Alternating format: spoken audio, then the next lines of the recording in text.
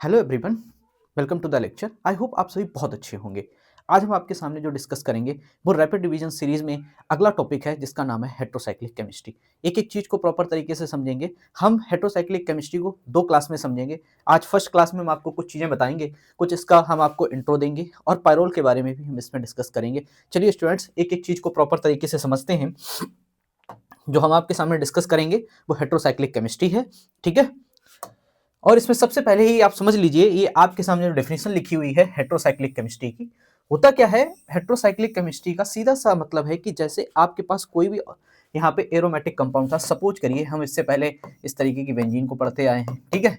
अब उनको कहने का ये मतलब है कि आप इस तरीके का कंपाउंड तो पढ़ के आए हैं, लेकिन हुआ क्या है, अगर किसी भी रिंग में क्या हो जाए आपका, ठीक है, कार्बन के साथ साथ कुछ और भी उसमें एटम्स जुड़ जाएं, जैसे कि नाइट्रोजन हो गया, ऑक्सीजन हो गया या सल्फर, जस्ट इस तरीके के कुछ एटम्स जो रिंग में ही अटैच्ड हो जाएं, तो वो क्या हो जाएंगे, यहाँ पे हेट्रोसाइक्लिक कंपाउंड हो जाएंगे। ये इसकी क्या है, सिंपल सी डेफिनेशन है। यही चीज इस स्लाइड में लिखी हुई है कि क्या हुआ, कार्बन के साथ साथ किसी और एटम का रिंग के साथ में ही जुड़ जाना, रिंग में ही जुड़ जाना, क्या कहलाते हैं, हेट्रो एटम कहलाते हैं, ठीक है। फिर आगे हम आपको बताते हैं। देखिए, जो आपके हेट्रो एटम होते हैं वो आपके क्या हो सकते हैं, 5 मेंबर्ड हो सकते हैं, 6 मेंबर्ड, और यहाँ पे बेंजोफ्यूज रिंग भी हो सकती हैं, आपके 3 मेंबर्ड भी होते हैं, ठीक है। आपके 3 मेंबर्ड भी रहते हैं, आपके 4th मेंबर्ड कंपाउंड भी रहते हैं, लेकिन जो आपके पास इंपॉर्टेंट हैं वो आपके स्टार्ट होते हैं 5 मेंबर्ड रिंग से और 6 मेंबर्ड रिंग से, क्योंकि आपकी बहुत सारी ड्रग हैं जिनमें क्या होता है, मोस्टली जो होते हैं आपके 5 मेंबर्ड और 6 मेंबर्ड पाए जाते हैं। क्योंकि हम इस लेक्चर में आपके सामने रैपिड रिवीजन कर रहे हैं, तो हम आपके सामने वही चीजें डिस्कस करेंगे जिनसे आपसे क्वेश्चन पूछने की ज्यादा संभावना है, ठीक है। तो क्या हो गया, जैसे कि अगर आप 5 मेंबर्ड में पढ़ेंगे तो क्या हो जाते हैं, पायरॉल आ जाता है, फ्यूरॉन आते हैं, थायोफीन आता है, पैराजोल, इमिडाजोल और क्या होते हैं, थायाजोल। ये बहुत इंपॉर्टेंट है, आप ये प्रॉपर तरीके से एक एक चीज को यहाँ पे कैसे स्ट्रक्चर ये बने हुए हैं इनको आप याद कर लीजिएगा, ठीक है। 6 मेंबर में जो आपके सामने इंपॉर्टेंट कंपाउंड्स बनते हैं वो बनते हैं, पिरिडीन बनता है, पिरिमिडीन बनता है, पायराजीन और पायरिडाजीन बनता है, ठीक है। और यहाँ पे देखिए, आप प्यूरिन बहुत इंपॉर्टेंट होता है। जो आप बेंजोफ्यूज्ड में आते हैं आप, तो प्यूरिन का स्ट्रक्चर बहुत ज्यादा इंपॉर्टेंट बन जाता है आपके लिए। उसके बाद क्विनोलिन को भी आपको पता होगा, अगर आप क्विनोलिन पढ़ते हैं तो आपको आइसोक्विनोलिन भी याद हो जाता है, ठीक है, क्योंकि उसमें सिर्फ नाइट्रोजन की पोजीशन का ही डिफरेंस होता है, ठीक है। इंडोल है, इंडोल भी इंपॉर्टेंट है। बेंजोफ्यूरॉन, आपने फार्माकोग्नोसी पढ़ी होगी तो आपने वहां पे भी देखे होंगे कुछ इंडोल से रिलेटेड आपको ड्रग मिलेंगी, कहीं ना कहीं आपने क्विनोलिन से भी वहां पे रिलेटेड ड्रग्स पढ़ी होंगी। बहुत सारे ऐसे आपके मेडिसिनल केमिस्ट्री में ऐसे ड्रग हैं जिनमें क्या होता है, इस तरीके की रिंग पाई जाती है, ठीक है। आपसे एग्जाम में यहीं से क्वेश्चन पूछा जाता है। सपोज करिए कोई भी आप ड्रग ले लीजिए, XYZ, रेनिटिडीन का नाम आ जाता है, और रेनिटिडीन में ही आपसे पूछ दे कि इसमें कौन सी मोइटी होती है, तो उस जगह पे आपको, जब हेट्रोसाइक्लिक आपने अच्छी से पढ़ रखी होगी, तो आप क्या करोगे, उस रिंग में जो भी चीज प्रेजेंट होगी आप सीधे तरीके से समझ लोगे और वहां से अपने आंसर को फाइंड कर लोगे, ठीक है। फिर हम आगे बढ़ते हैं।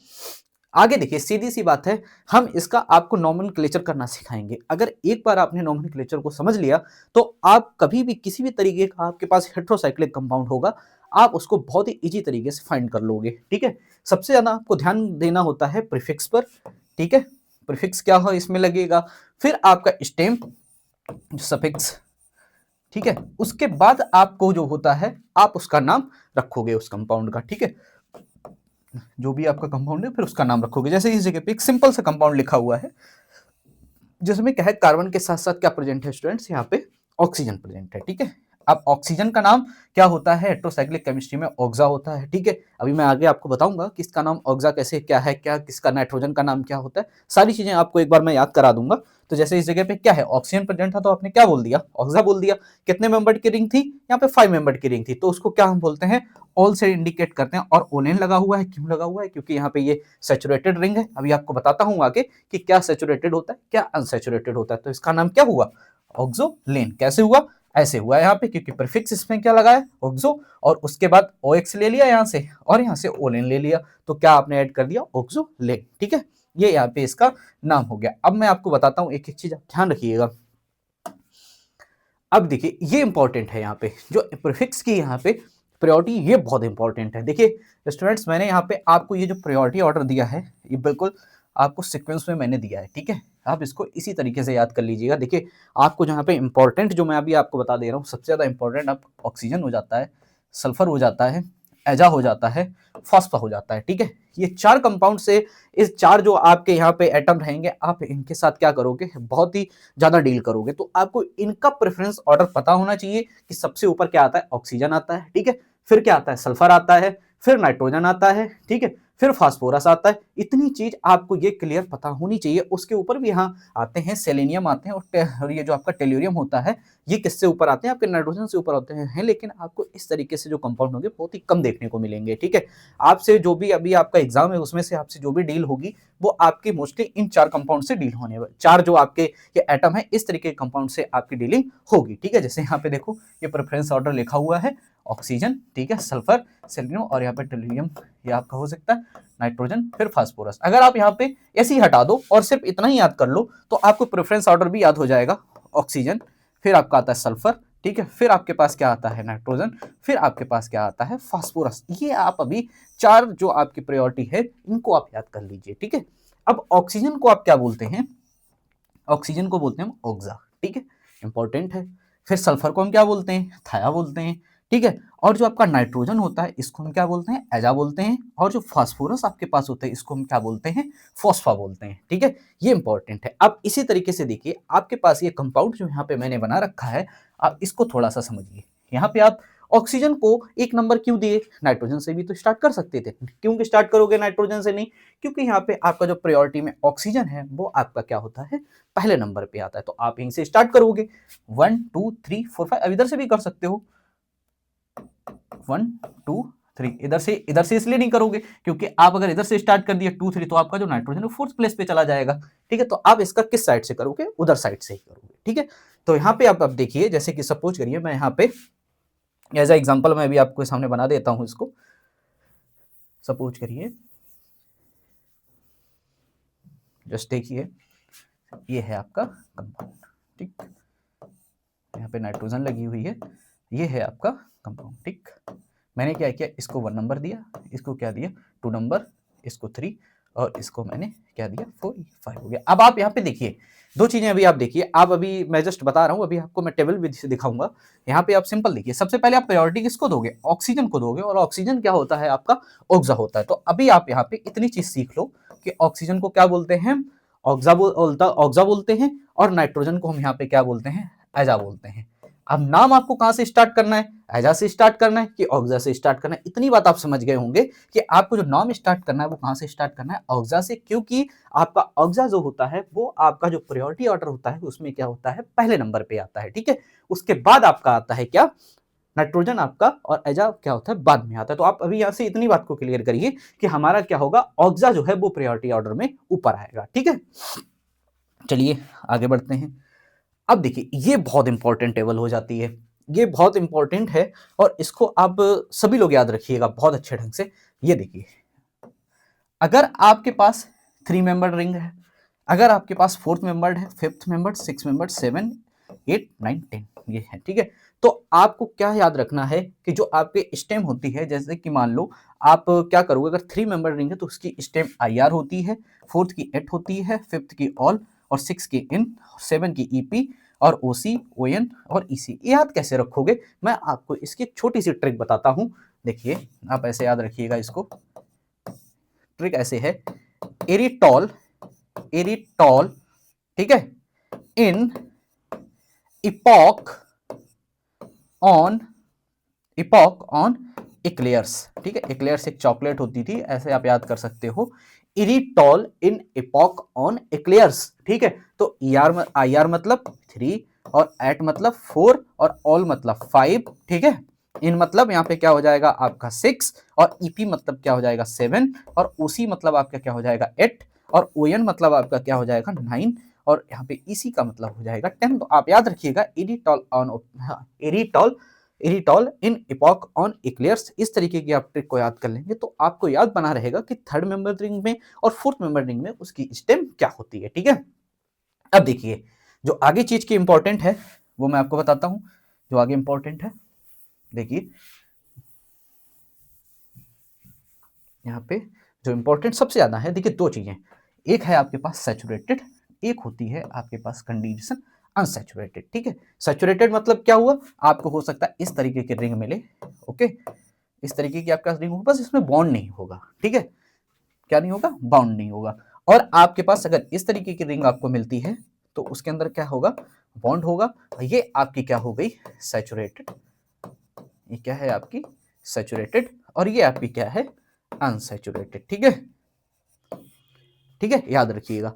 अब आपको क्या करना है, देखिए आपको स्टेम पता चल गया और आपको ये पता है कि हमारे पास सैचुरेटेड नो एन का यहाँ मतलब है कि जब आपके यहाँ पे जो भी कंपाउंड बना है उसमें क्या ना हो, नाइट्रोजन प्रेजेंट ना हो कहीं भी, तो आपकी जो यहाँ पे प्रायोरिटी होती है वो अलग होती है। और जब आपके कंपाउंड में कहीं पे नाइट्रोजन प्रेजेंट हो तो उसका नाम क्या हो जाता है, अलग हो जाता है। जैसे कि मान लो 3 मेंबर की रिंग थी, ठीक है, और उसमें क्या प्रेजेंट है, सैचुरेटेड है और नाइट्रोजन नहीं है, मे बी ऑक्सीजन हो, कुछ भी हो, उससे मतलब नहीं, ऑक्सीजन हो, फास्फोरस हो, आपके पास सल्फर हो, तो आप क्या नाम रखोगे, ईरेन रखोगे।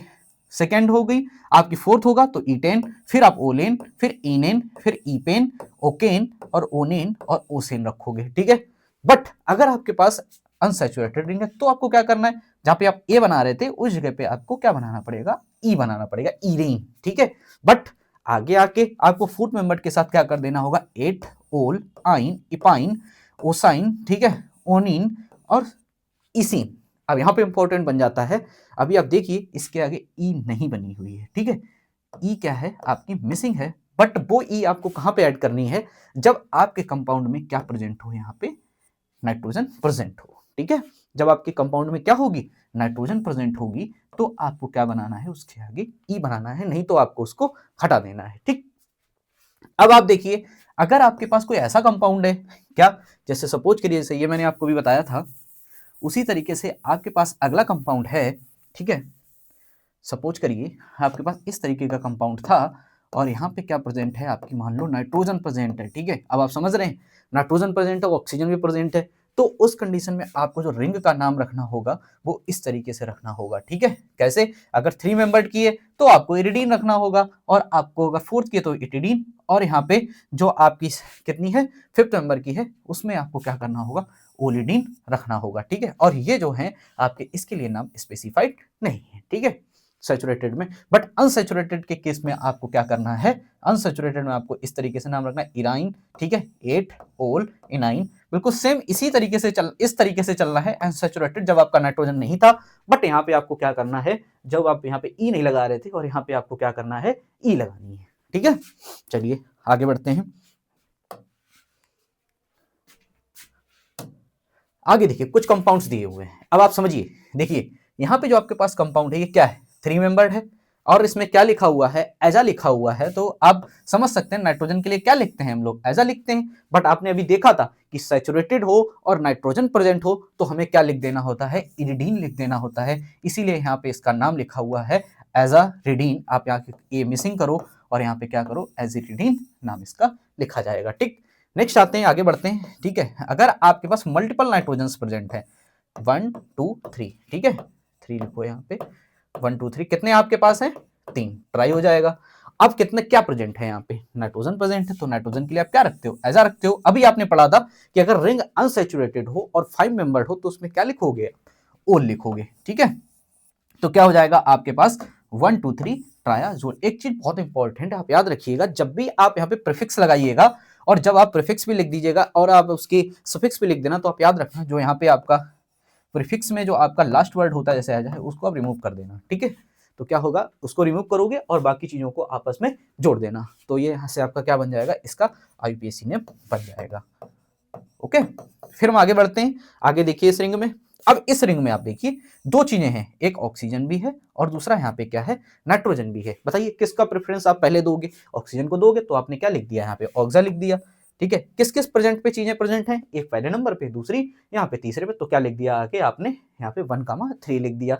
अब उसके बाद आप किसका नाम लिखोगे, अब आप लिखोगे एजा, ठीक है, क्योंकि दो प्रेजेंट हैं तो आपको बाद में लिखना पड़ेगा, एजा आपने लिखा। लेकिन अब यहाँ पे कौन सी वाली आपको टेबल के साथ जाना है, आपको उस टेबल के साथ जाना है अनसैचुरेटेड, ठीक है, किसके साथ, 5 मेंबर्ड रिंग के साथ जाना है, तो उसका नाम क्या हो जाता है, ओल हो जाता है। अब यहीं पे आप देखिए ऑक्सा, और यहाँ से आप क्या करोगे, ए रिमूव करिए और क्या लिखोगे, ऑक्सा, ठीक है, एजा ओल, तो क्या हो जाएगा 1,3 ऑक्सा जोल। इंपॉर्टेंट है, आपको कहीं भी रिंग दिखे आप इसका नाम निकाल सकते हैं, ये आपको हेल्प करेगा मेडिसिनल केमिस्ट्री की आईयूपीएसी भी जब आप मेडिसिनल केमिस्ट्री में आप स्ट्रक्चर्स को पढ़ते हैं, क्या पढ़ते हैं आप? स्ट्रक्चर।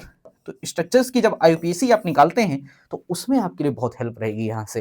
तो आपको पता होना चाहिए, जब आपको ये चीज़ यहाँ से आप हेट्रोसाइक्लिक से जब आप आईयूपीएसी सीख जाओगे तो क्या करोगे आप? बहुत ही आसान तरीके से मेडिसिनल केमिस्ट्री में क्या करोगे? उन स्ट्रक्चर्स की आईयूपीएसी को निकाल लोगे। ठीक है, चलिए आगे बढ़ते हैं।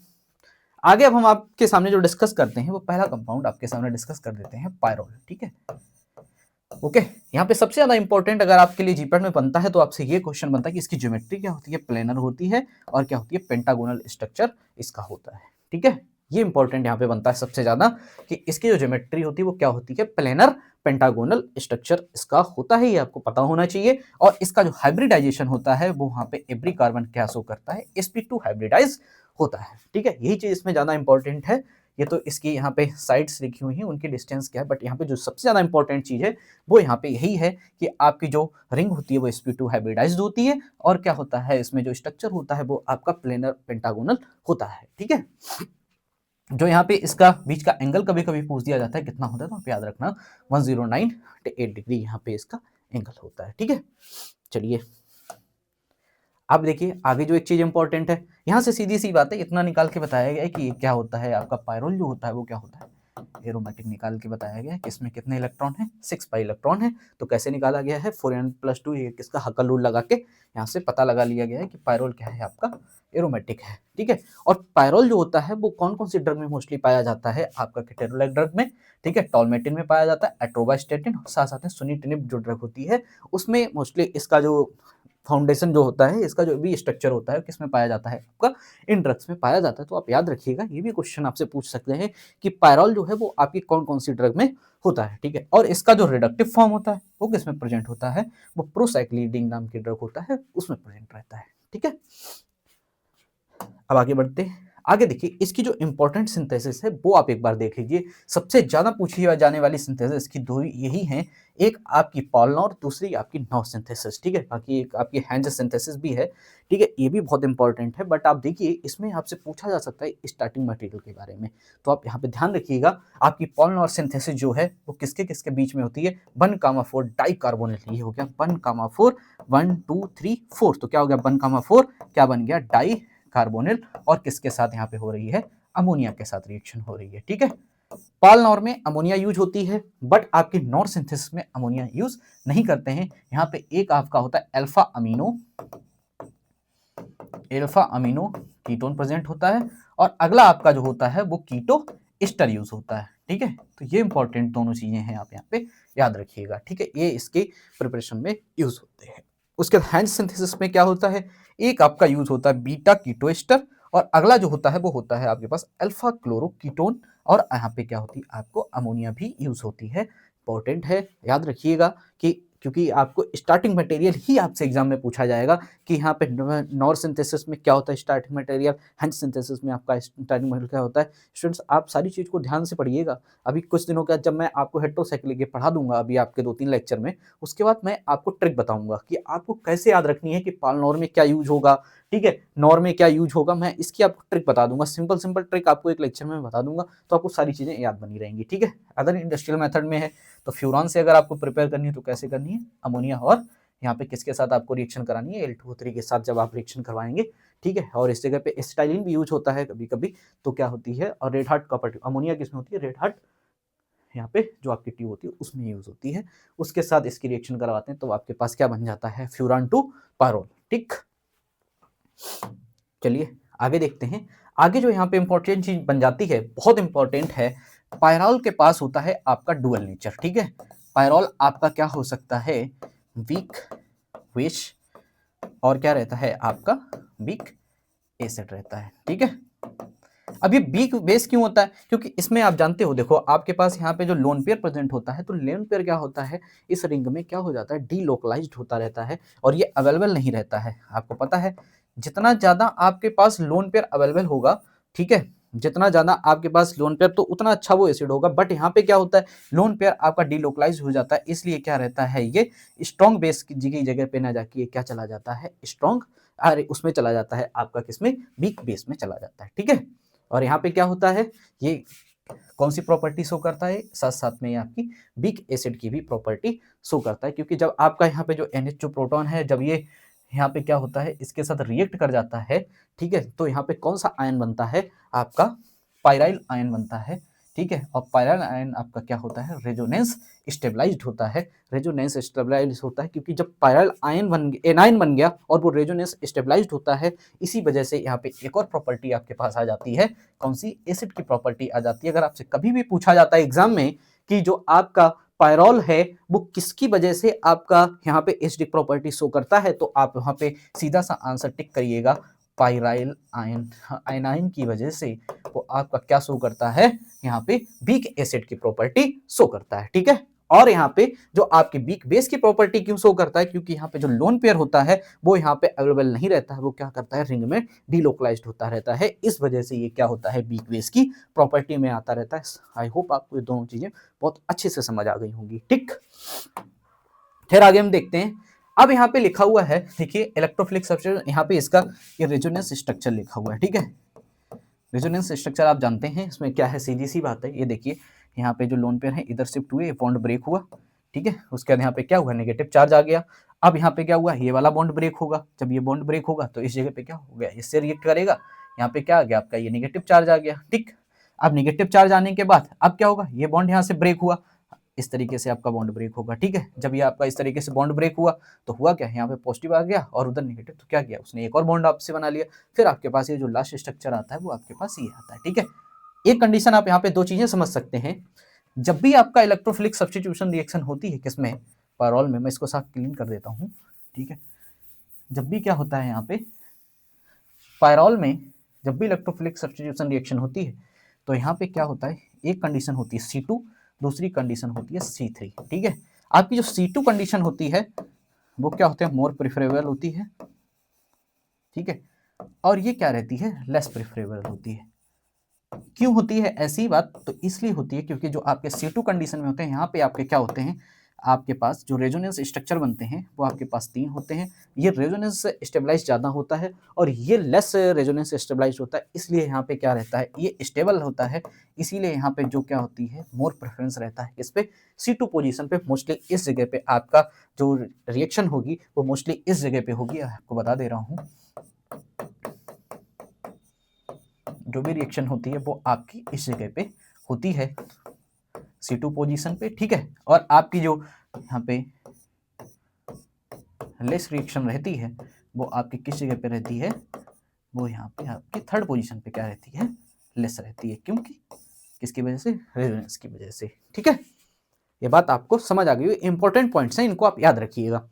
उसके बाद हम आगे बढ़ते हैं, ठीक है। आगे क्या है, आगे जस्ट इतनी सी बात है कि यहाँ पे जो आपका लिखा हुआ है, रिएक्टिविटी लिखी हुई है किसके बीच में, यहाँ पे पायरॉल फ्यूरॉन, अगर थायोफिन के बीच में कंपेयर कराते हैं तो सबसे ज़्यादा यहाँ पे किसकी, पायरॉल की, फ्यूरॉन की, थायोफिन की, ये आपसे पूछा जा सकता है, ये इंपॉर्टेंट है, इसको आप याद रखिएगा, ठीक है। आप ये ऑर्डर याद कर लीजिए, पायरॉल पहले, फिर फ्यूरॉन, फिर थायोफिन, ठीक है।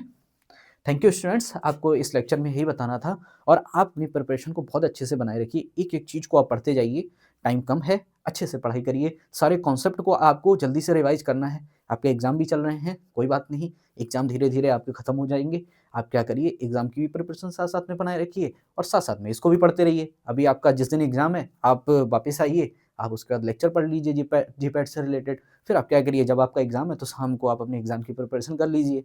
अभी आपके एग्जाम जब खत्म हो जाए तो आपको पूरा का पूरा टाइम आपको अपनी जीपैट की प्रिपरेशन पे देना है, आपको बहुत अच्छी रैंक से क्वालिफाई करना है। Thank you students.